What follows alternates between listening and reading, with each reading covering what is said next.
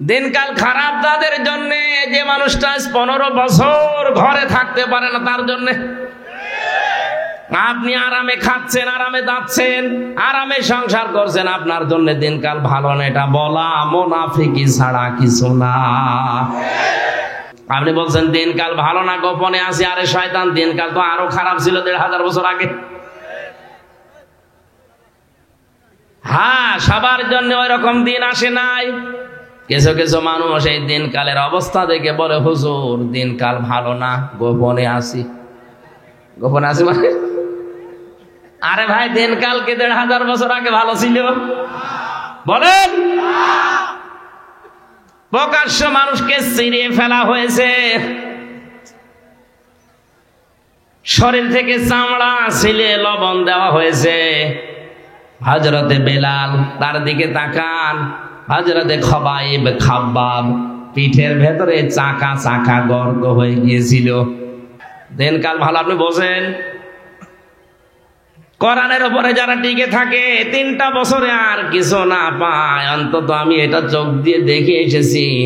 আল্লাহ তাখাফু ওয়ালা তাহজানু ওয়া আবশিরু বিল জান্নাতিল্লাতী কুনতুম তুআদুন। এই আয়াতটা যে কত বাস্তব, কত সত্য, এমনিতেই বিশ্বাস করতাম, নিজের চোখে দেখেছি এবং শুনেছি। একজন নিরপরাধ মানুষের উপরে যদি মিথ্যা তহমত দেওয়া যায়, 2টা শাস্তি তার জন্য। 80টা বেত মারা লাগবে তার চামড়ার চাবুক দিয়ে, আর জীবনেও তার সাক্ষী গ্রহণ করা হবে না। এটা যদি আজ বাংলাদেশের সূরা নূরের এই 4 নম্বর আয়াতটা আমার মনে হয় সংসদে যদি কায়েম থাকতো, এই দেশে হাজার হাজার মিথ্যা মামলায় মানুষ খালাস পেয়ে যেত। কারণ আপনার সাক্ষী তো গ্রহণ হবে না। একবার যদি প্রমাণ হয়ে যায় যে আপনি মিথ্যা সাক্ষী দিয়েছেন, মিথ্যা কথার তহমত লাগিয়েছেন, লোকটা কিছু জানতো না, আপনার জীবনের মতো সাক্ষী দেওয়ার কাজ শেষ। আমার বিষয়টা যেহেতু ওইদিকে না, আমি যেটা বোঝানোর জন্য বলছিলাম, তাদখিন, এটা বাংলা অর্থ হচ্ছে বিড়ি বা ধূমপান। কিয়ামতের আগে আল্লাহ বিশাল একটা ধোঁয়া সৃষ্টি করবেন, সব অন্ধকার হয়ে যাবে, শুধুমাত্র আলো থাকবে তাদের কাছে যাদের কাছে এই কোরআন ছিল। কারণ কোরআনের এক নাম আলো বা নূর। কি নাম? বলেন বলেন। আল্লাহ রাব্বুল আলামিন বলেন, হামিম ওয়াল কিতাবিল মুবিন। হামিম, এটার অর্থ আল্লাহ ছাড়া কেউ জানে না। কেউ কেউ বিভিন্ন তাফসীর করার চেষ্টা করেছে, আমরা ওদিকে যাব না, কারণ আমরা নিজেরা জানি না। আল্লাহু আ'লামু বিমুরাদিহি, এর আসল অর্থ জানেন আল্লাহ। ওয়াল কিতাবিল মুবিন, আল্লাহ বলেন স্পষ্ট কিতাবের কসম। কিসের? শব্দটার দিকে তাকান তো, ওয়া দেওয়ার পরে আলিফ লাম আছে।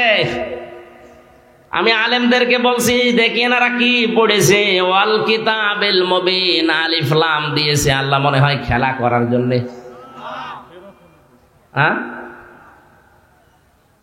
কিতাবের আগে আলিফ লাম দেওয়ার পেছনে কারণ হচ্ছে, এই পৃথিবীতে স্পষ্ট কিতাব একটাই আছে, তার নাম কোরআন শরীফ। কথা বুঝতেছে? মানুষকে হেদায়েত দিতে পারে একটাই মাত্র কিতাব, তার নাম কি? আলিফ লাম। যে 4 প্রকার আমরা জানি, তার ভেতরে 1 প্রকার এখানে আছে, নির্দিষ্ট করে দিয়েছেন আল্লাহ স্পষ্ট কিতাবকে, যে মানুষকে এটা হেদায়েত দিতে পারে। যালিকাল কিতাবু লা রাইবা ফি, এখানে কিতাবের আগে আলিফ লাম আছে। কি আছে? সুতরাং কোরআনের বক্তব্যের পরেও যদি মানুষের মনের ভেতরে উতাল পাতাল না আসে, পরিবর্ধন না হয়, বুঝবেন ওই লোকটা জাহান্নামের জন্যই তৈরি হয়েছে। জোরে বলেন নাউজুবিল্লাহ। স্পষ্ট কিতাবের কথা কেন বললেন? অনেকে আজ বিভিন্ন দরগা থেকে বের হয়ে এই কথা চালিয়ে দিচ্ছে যে কোরআন শরীফ 90 পারা, 30 পারা জাহেরে আছে আর গোপনে আছে 60 পারা। এটা যেটা মিথ্যা কথা। এই আয়াতটা তার প্রমাণই মুবিন। আলহামদুলিল্লাহিল্লাযী আনজালা আলা আবদিহিল কিতাবা ওয়া লাম ইয়াজআল লাহু ইওয়াজা। সূরা কাহফের প্রথম আয়াতে আল্লাহ জানিয়েছেন প্রশংসা ওই আল্লাহর, যিনি তার বান্দার প্রতি এমন একটা কিতাব দিয়েছেন যে কিতাবের ভেতরে কোনো গোপন কথা, আসতে বলেন, আরো জোরে বলেন, আল্লাহ পাক বলছেন কোনো গোপন কথা নেই। আর আপনি মারেফতের কথা বলে চালিয়ে দিচ্ছেন, মানে শেষ করে দেব না? আপনারা মোবাইলে গল্প করছেন, তবে শুরু করি, যদি জরুরি হয়, মানে কোনো কাজ থাকলে শেষ করে দিই।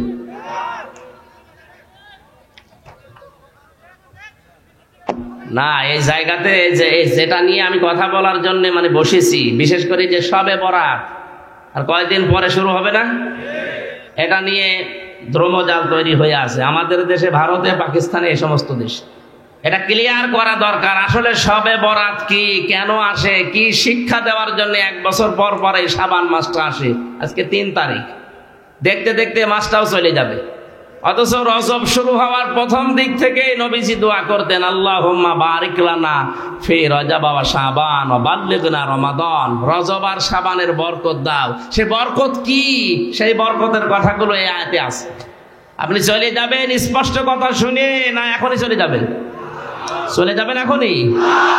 একটু ওঠাউঠি বন্ধ করবে না, আমার গলায় যতক্ষণ অন্তত সাপোর্ট দেয় আমি আছি। আল্লাহ পাক বলেন স্পষ্ট কিতাব, এর ভেতরে কোনো গোপন কথা নেই, মারেফতের কথা নেই। আজ যারা শরীয়ত, মারেফত, তরিকত, হকিকত বিভিন্ন নাম দিয়ে দরবার খুলেছেন, কসম করে বলছি একটাও এর সাথে টেকে না। কারণ শরীয়তের বিধান স্পষ্ট। মারেফত বলতে যেটা আপনি বোঝাচ্ছেন, উরফুন থেকে শব্দটা আসা, আরাফা ইয়ারিফু মানে পরিচিত হওয়া। ইসলামের কোন বিধানের সাথে কেউ যদি পরিচিত হয়, আমরা তাকে মারেফত বলি।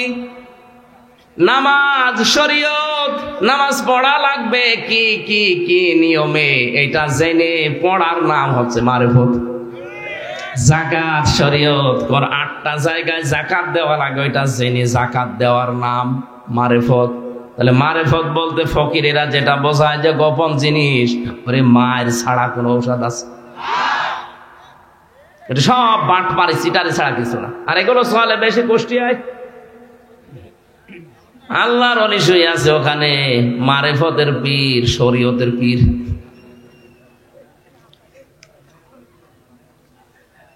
কোরআনে কোনো গোপন কথা নেই, কোরআনে যা আছে সব স্পষ্ট কথা। এই কারণেই কোরআনের কাছে যারা আসে, ওরা আর গোপনেও থাকতে চায় না, ওরা ওপেন হতে চায়। এই বাংলাদেশে যাদের সব ঠিক আছে, রাজনৈতিক দর্শনে যে নবীকে মানে না, অন্য কাউকে মেনে চলে, বলেন তো এই লোকটা মারা গেলে 50টা গরু জবাই করে দিলেই মাফ হবে, কে বলেছে আপনাকে? তাহলে কোরআনের এই আয়াত তো ভুল হয়ে যাবে। কথা বলেন ঠিক কিনা? আমি আশা করছি আপনি বুঝেছেন এই বাস্তবতা। এরপরেও নবীজিকে আমার আল্লাহ শেষ কথা জানিয়েছেন, ওয়ালা তুসাল্লি আলা আহাদিম মিনহুম মাতা আবাদা ওয়ালা তাকুম আলা কবরি। সূরা তাওবার 80-84 নাম্বার আয়াতের প্রথম অংশে আছে, হে নবী, এই লোকটার জানাজার নামাজ তো দূরের কথা, এর কবরের পাশেও আপনি দাঁড়াবেন না। শুধু এর না, হুম দিয়েছেন এখানেও, ওয়ালা তুসাল্লি আলা আহাদিম মিনহুম, এর মতো যে কেউ এরকম চরিত্র বানাবে, তার কবরের পাশে দাঁড়ানো জায়েজ নেই। অথচ সারা জীবন কমিউনিস্ট আন্দোলন করে, মরে গেলে হুজুর নিয়ে জানাজা পড়িয়ে কবরে দিয়ে দোয়া করাচ্ছে, মনে হচ্ছে জান্নাতুর বাবার ও ঠিকাদারি নিয়েছে। এগুলো সব ভণ্ডামি চলছে ভারত, বাংলাদেশে, পাকিস্তানে। ওগুলো যদি হয় কোরআন শরীফ মিথ্যা হয়ে যাবে। এই জন্য আপনাকে সাবধান করছি, সাবধান হন। তেলাওয়াত কিন্তু আয়াতে ওই কথাগুলো আল্লাহ দিয়েছেন সাবধান বাণী হিসাবে। আমরা কোরআনে কারিমের তাফসিরে প্রবেশ করছি, তাফসির আকারে। জবান খুলে পড়েন, আউযু বিল্লাহি মিনাশ শাইতানির রাজিম। বিসমিল্লাহির রহমানির রহিম।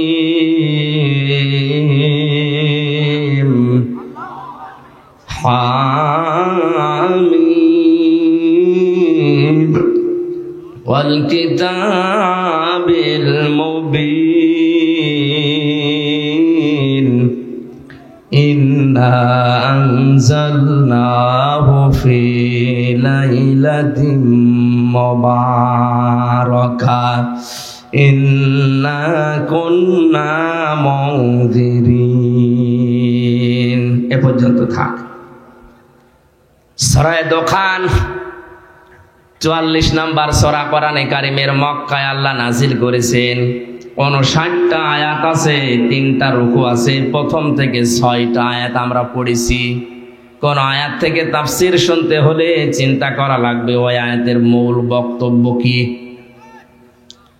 আল্লাহ রাব্বুল আলামিন এই আয়াতগুলোর মূল বক্তব্য হিসাবে জানিয়েছেন সতর্কতা। কি বলেন বলেন? যাদেরকে দিয়ে সতর্ক করবেন তাদের নাম দিয়েছেন মুরসিলিন, তারা রসুল। এখন রসুল নেই, রসুলের নায়েব আছে, তার ভেতরে আমি একজন। কি আমি মিথ্যা কথা বলছি? আর যাই থাক, ভাঙ্গা চড়া হিসাবে আমার নামের আগে অন্তত আলেম লিখা আছে। আর নবী যে জানিয়েছেন আল উলামা ওয়ারাসাতুল আম্বিয়া, যারা আলেম তারা আমি নবীর নায়েব ওয়ারিস। জোরে বলেন সুবহানাল্লাহ। তাহলে আজকের আলোচনার বিষয় সতর্কতা। সতর্ক করার জন্য এখানে আমি বসেছি। নবী থাকলে এখানে এসে এভাবেই তিনি সতর্ক করতেন। তিনি নেই, ওই দায়িত্বটা এখন আমার কাঁধে এসেছে। সূরা দোখান, দোখান শব্দের শাব্দিক অর্থ হচ্ছে ধোঁয়া। কি বললাম? আরো জোরে বলেন।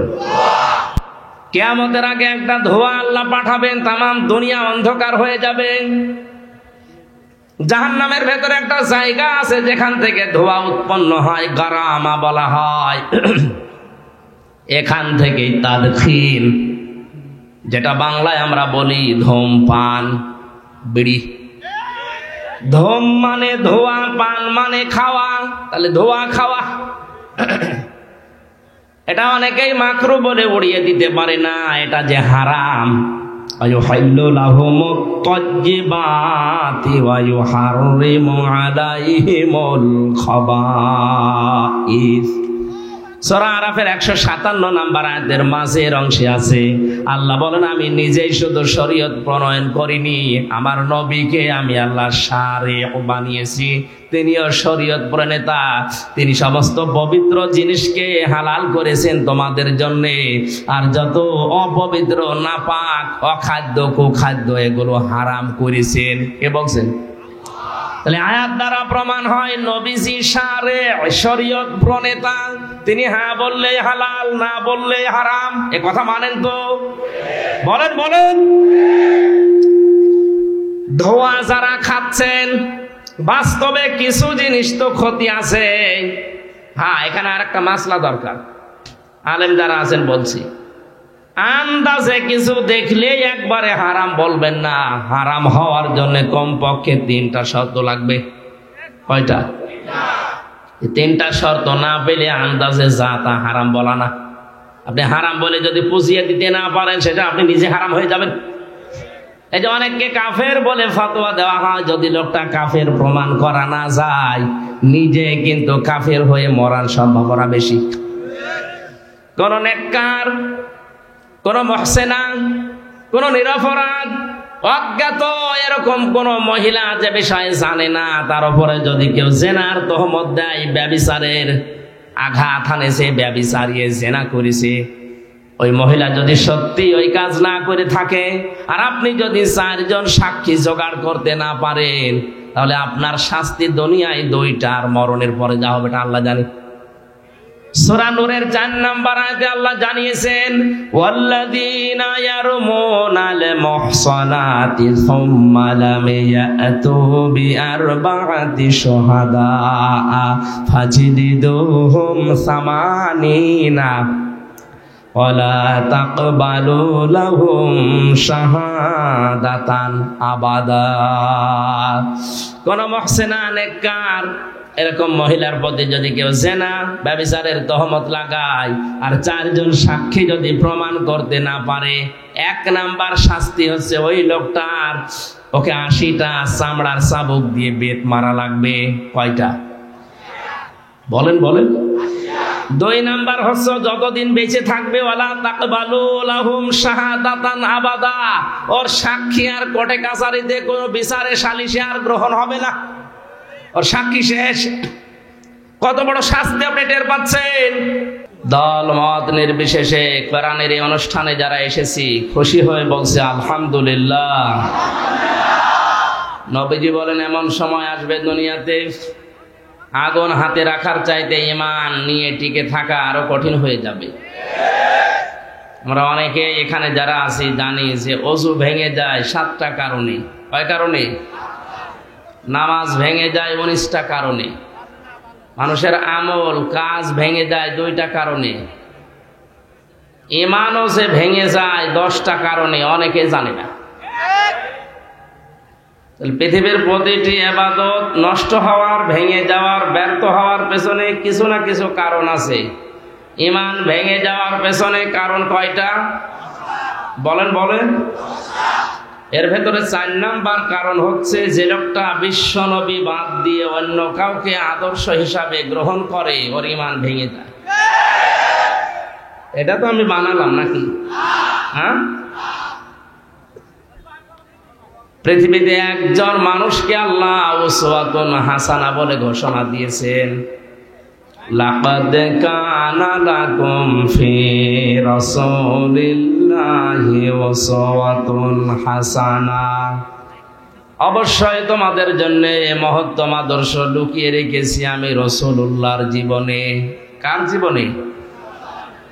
কোরআনে কারীম আমার সামনে অনেকে কথাটা শোনার পরেই প্রথমেই মনে করতে পারে যে রাজনীতি আরম্ভ হয়েছে। না, এটা রাজনৈতিক ব্যাপার শুধু হলে আল্লাহর কসম আমি বলতাম না। এটা আপনার ঈমান থাকা না থাকার বিষয়। পৃথিবীতে একজন মানুষকে মহান আল্লাহর ঘোষণা দেওয়া আদর্শ নেতা বলে তিনি পাঠিয়েছেন, মুহাম্মাদুর রাসূলুল্লাহ। যে সূরা অনেকে ফজরের নামাজের পরে পড়ে আর মনে করে 10 খতম কোরআন শরীফ পড়ার সওয়াব হয়, সূরা ইয়াসিন। ইয়াসিন মানে কি অনেকে তাও জানে না। ইয়া মানে হে, সিন মানে সাজ্জেদ। সিন শব্দের 5টা অর্থ আমি কাবিরে পেয়েছি তাফসিরে। সিন মানে সাজ্জেদুল আলামিন, সিন মানে সাজ্জেদুল বাশার, সিন মানে সাজ্জেদুল কাউনাইন, সিন মানে সাজ্জেদুল মুরসালিন, সিন মানে সাজ্জেদুল আম্বিয়া। তামাম জগতে যত কিছু আছে সবার জন্য কেবলমাত্র শুধুমাত্র একমাত্র আদর্শ বিশ্বনবী। আপনি যদি অন্য জগতেও বাস করেন, সেখানে যদি মনে করেন এখানে তো আল্লাহর অন্তত এই বিধানটা নেই, মঙ্গল গ্রহে চলে গেলেন আল্লাহর বিধান এখানে নেই, না। ইয়াতানাজ্জালুল আমরু বাইনাহুন্না। সূরা তালাকের শেষে আল্লাহ জানিয়েছেন প্রতিটি জায়গায় আমি আল্লাহর বিধিবিধান নাজিল হয়। কি সমস্যা? হ্যাঁ, কি আপনি মাইকালা? ঠিক আছে।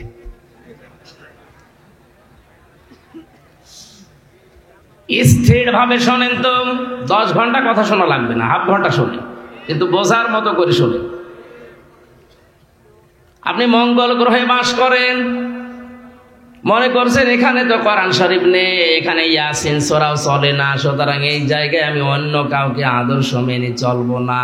এই জন্য সাজ্জেদুল আলামিন দিয়েছেন বহু বছর। যত আলম আল্লাহ বানিয়েছেন সেখানেও যদি বাস করেন ওই জায়গায় আপনাকে বিশ্ব নবী আদর্শ মানা লাগবে। 2 নম্বর সাজ্জেদুল বাশার। বাশার মানে মানুষ। মানুষ পদবাচ্যে যারা বিবেচিত যে আমি মানুষ, তার জন্য একমাত্র আদর্শ বিশ্ব নবী।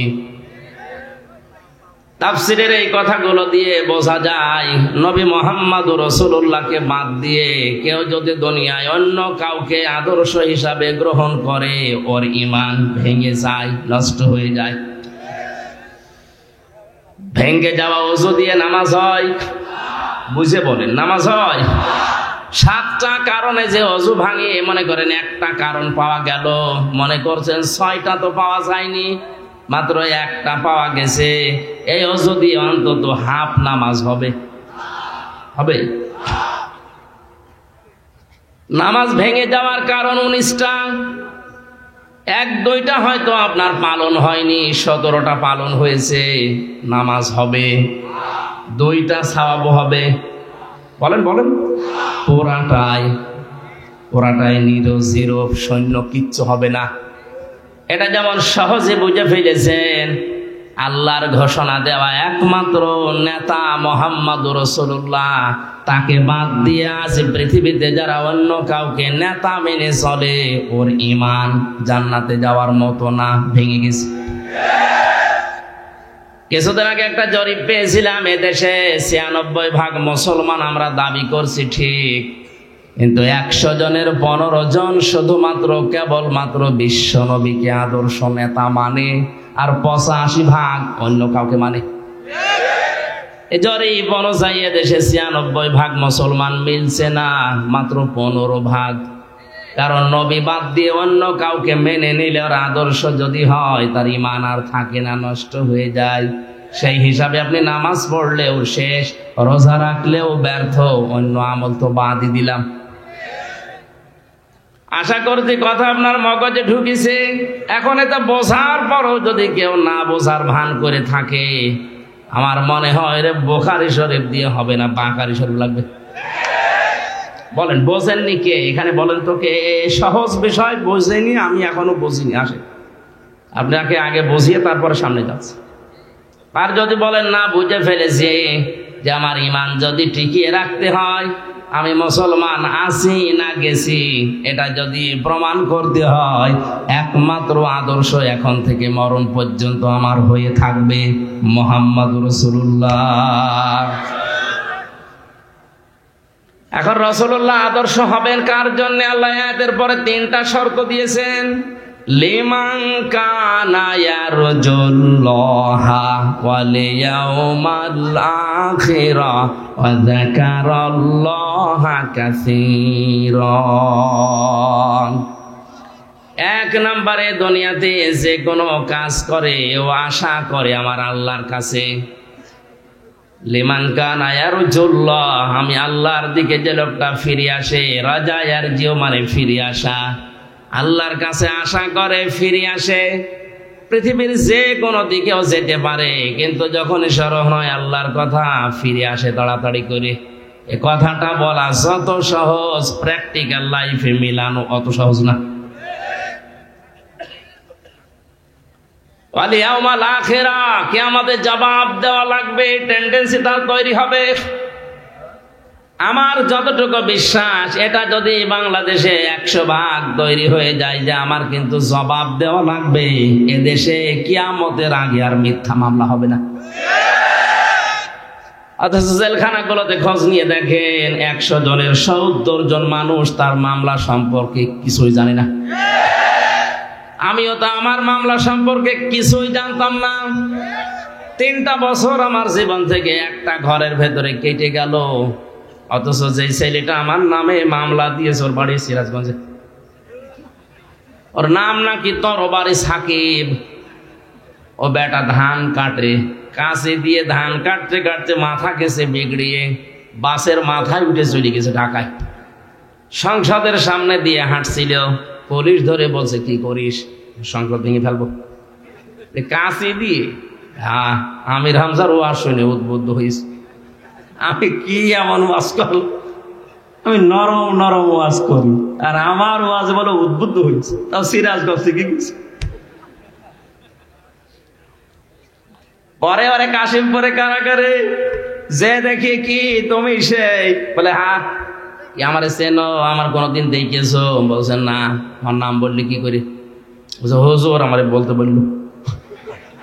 আমারে বলে দিল, যদি আমির হামজা, হারুন ইসা আর এদের নাম বলিস তোরে ছেড়ে দেব।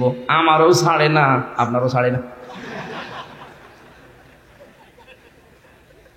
এই যে বক্তব্য শুনে বোঝা যাচ্ছে পুরাটাই সাজানো।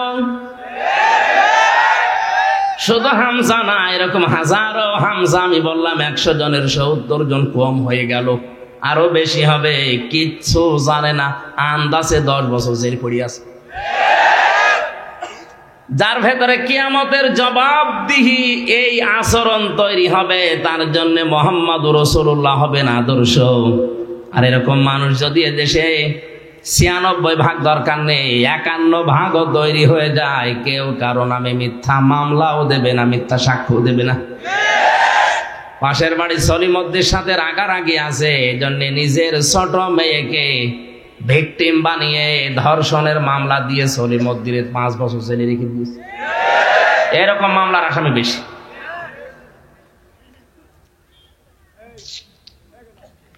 তিন নম্বরে যাকারাল্লাহ কাসীরা, তাদের জীবনের সবচাইতে বেশি আলোচনা থাকবে আল্লাহর। কার? ও মুসলমানেরা, আপনি নিজের জীবনের সাথে মিলান। 4 দোকানে বসলে আল্লাহর কথা যে ভাই ভাই বলে, তার চাইতে বেশি কথা বলে আলোচনায় নেতার।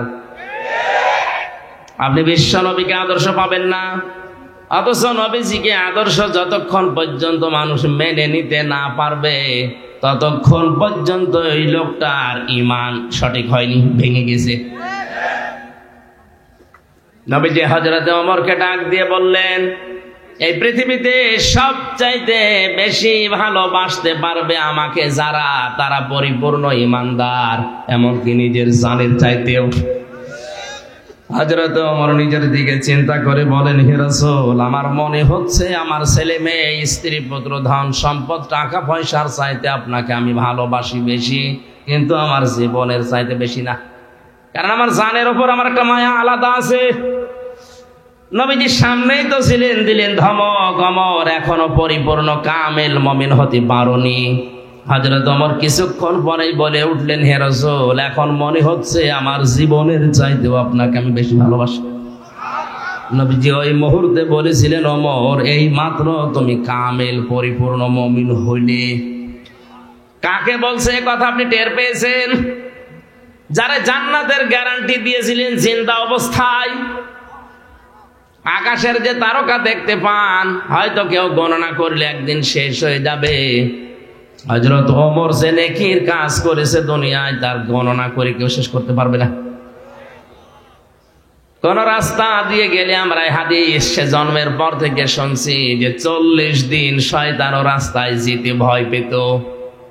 আর আমরা এমন মুসলমান, রাস্তা দিয়ে হাঁটলে শয়তান মনে করে বন্ধু আমি পেয়েছি। রাস্তায় হেঁটে যায়, মনে হয় না মানুষ না খাম্বা, কানের ভেতরে তার, নাকের ভেতরে তার, জায়গা মতো তার দিয়ে আজকে 14 তারিখ আনন্দে আছে।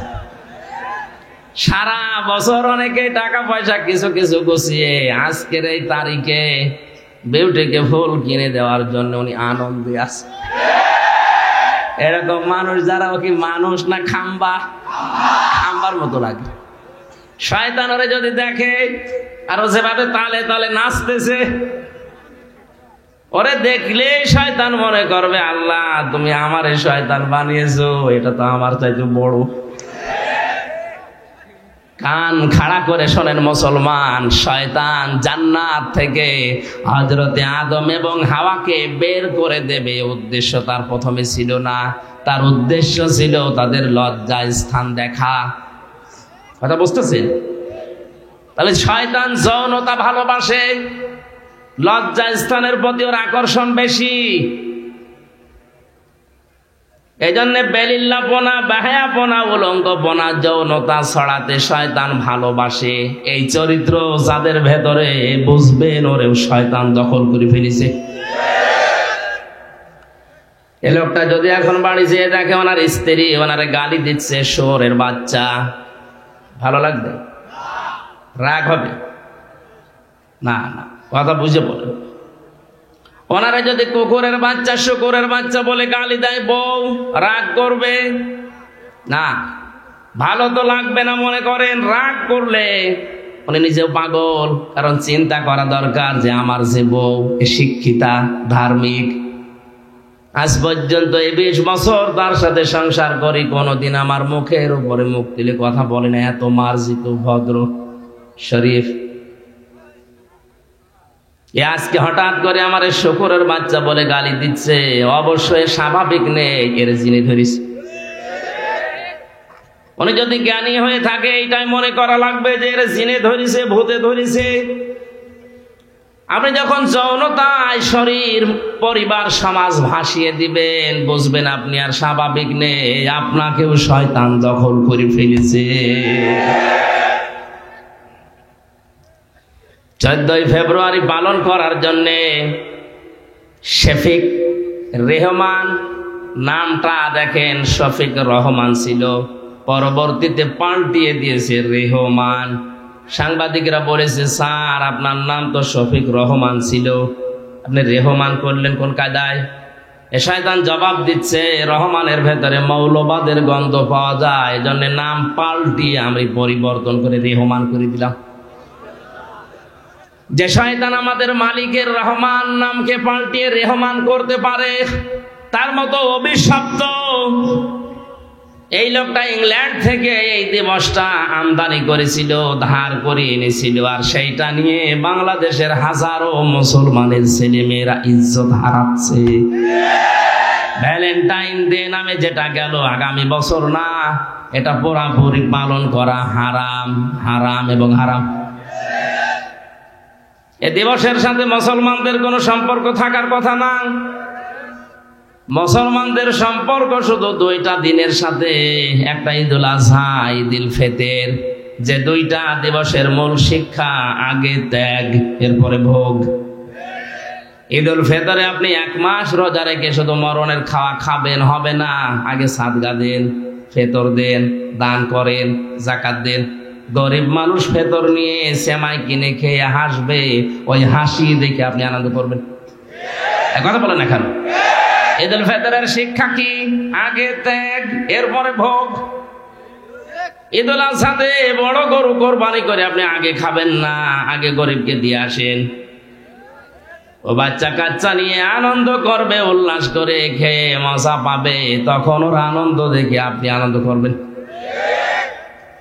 তাহলে ইসলামের যে দুইটা দিবস আমরা জানি, এখানে শুধু আগে ত্যাগ, আগে ত্যাগ এরপরে ভোগ।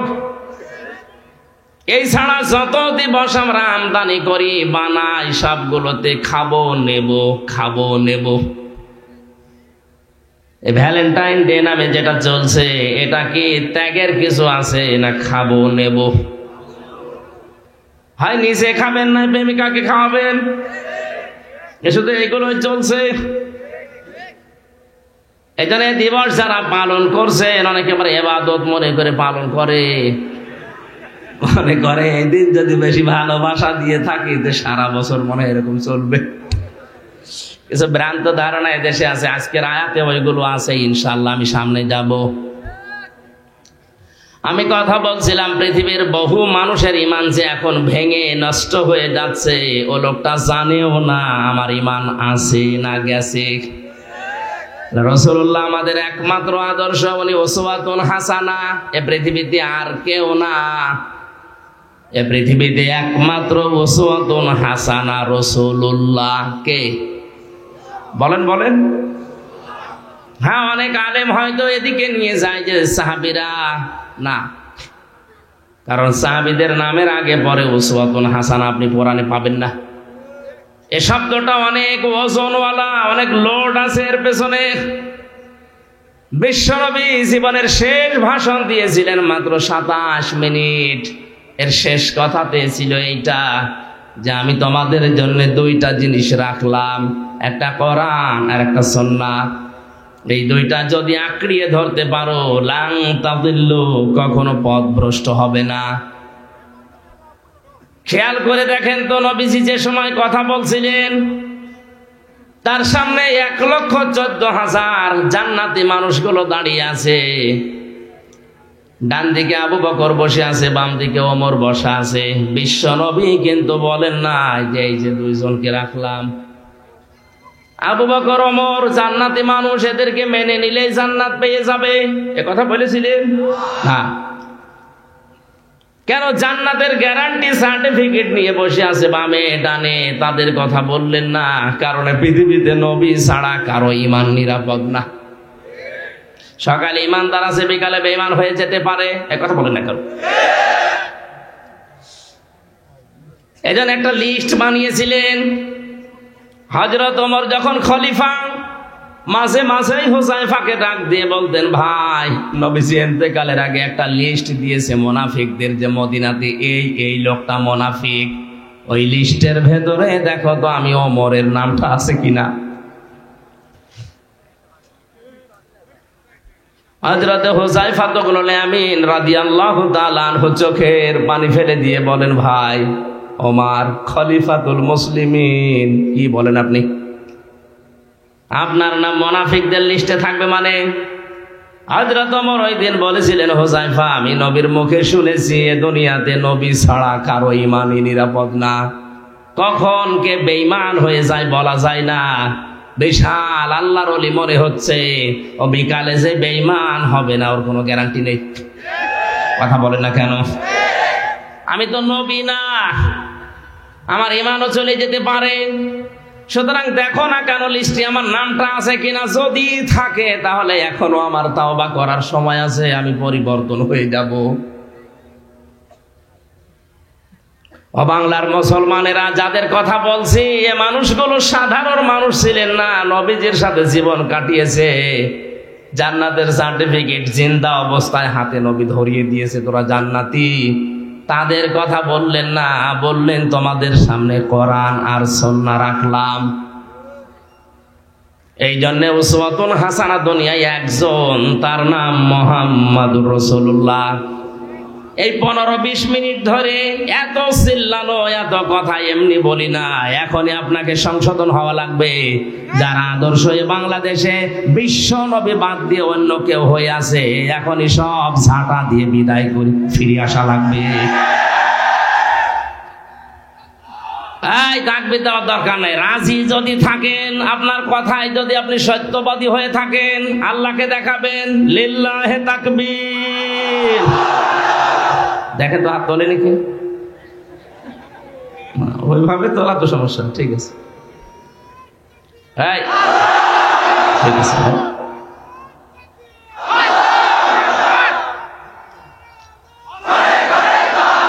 বন্ধ করুন ভাই।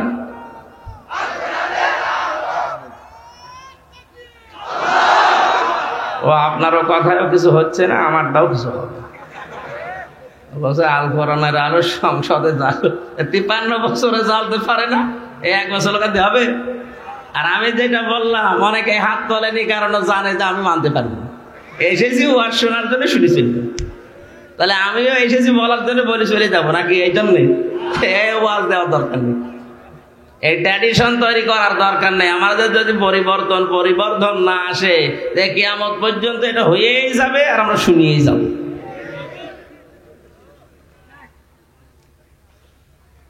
আর আমি কোরআন হাদিস পড়ে যতটুকু বাস্তবতা বুঝি, কোরআন শরীফের কথা যদি কারো মনের পরিবর্তন আনতে না পারে, ওর কপালে আর হেদায়েত বলে কিছু নেই। এই কথাটা আমি বানালাম। তিরমিজি শরীফের হাদিস, বিশ্বনবী বলেন, মানিত্তাবা'আল হুদা বিগাইরিল কোরআন আদাল্লাহুল্লাহ। কোন মানুষ যদি কোরআনের কথা বাদ দিয়ে, কোরআনের নিয়ম নীতি বাদ দিয়ে পৃথিবীর কোন জায়গায় যায় যেখানে কোরআন নেই,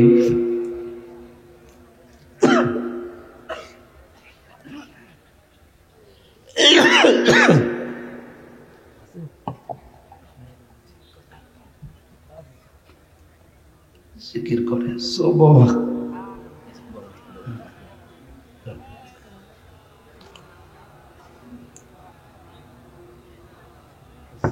না, শরবত একেবারে ঠান্ডা হয়ে গেছে, মনে হচ্ছে যে রওশনের স্বাদের মতো ঠান্ডা হয়ে গেছে, আর জীবন যৌবন কিছু নেই।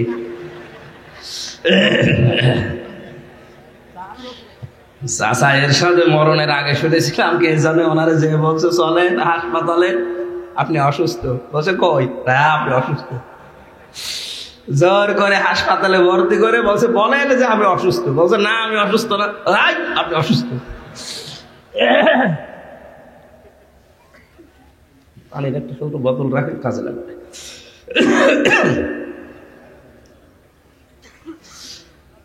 সিরাজগঞ্জবাসী হাদিসের শব্দের দিকে খেয়াল করেন। নবীজি জানিয়েছেন কোরআন এবং হাদিসের কোন শব্দ নিয়ে কেউ যদি চিন্তা ভাবনা করে, বোঝার জন্য চেষ্টা করে, 500 রাকাত নফল নামাজের সওয়াব হয়।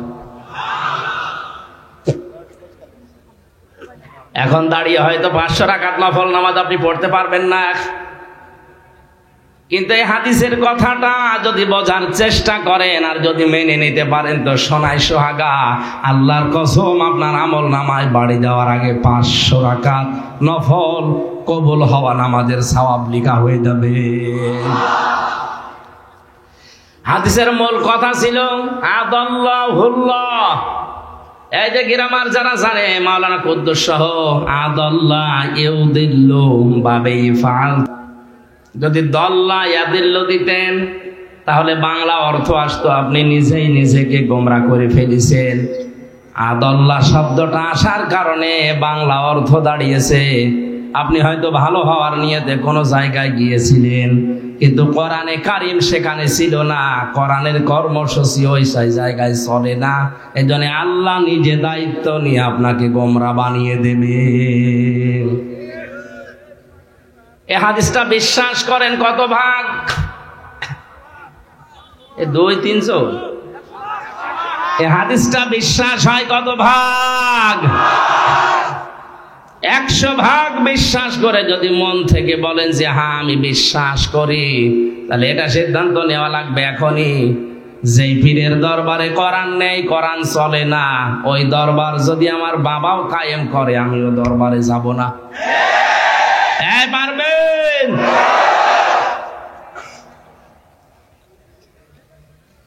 সাথে আর একটা কথা জুড়ে দিলাম, এদেশে রাজনৈতিক দল কতগুলো এখন, যেই দলে কোরআন নেই, কোরআনের কর্মসূচি নেই, ওই দলের প্রতিষ্ঠাতা যদি আমার বাবাও হয় ওই দলে আমি যাব না। আমি যদি ওখানে থাকি আমাকে গোমরা বানাবে, খারাপ বানাবে, জাহান্নামী বানাবে কে? না হামজা? কে? আল্লাহ নিজে দায়িত্ব নিয়ে খারাপ বানিয়ে দেবে। এই জন্য আমাদের কপালে হেদায়েত জুটছে না। 100 ভাগের 15 জনের জরিপটা মিথ্যা না, আসলে এটাই ঠিক। 100 জনের 15 জন শুধুমাত্র নবীকে আদর্শ হিসাবে একমাত্র মানে, আর বাকিগুলো সব টানা নানায় আছে। হ্যাঁ, ওর জুব্বা আছে, ওর পাগড়ি আছে, ও নামাজ 5 ওয়াক্তের জায়গায় 6 ওয়াক্ত পড়ে, তাহাজ্জুদ মিলে, ও মনে মনে করছে আমি জান্নাত পেয়ে বসে আছি, অথচ ওর যে ঈমান ভেঙে গেছে ওর টের পায় না। আব্দুল্লাহ ইবনে উবাইয়ের পুরা জীবন আমি পড়ে দেখেছি।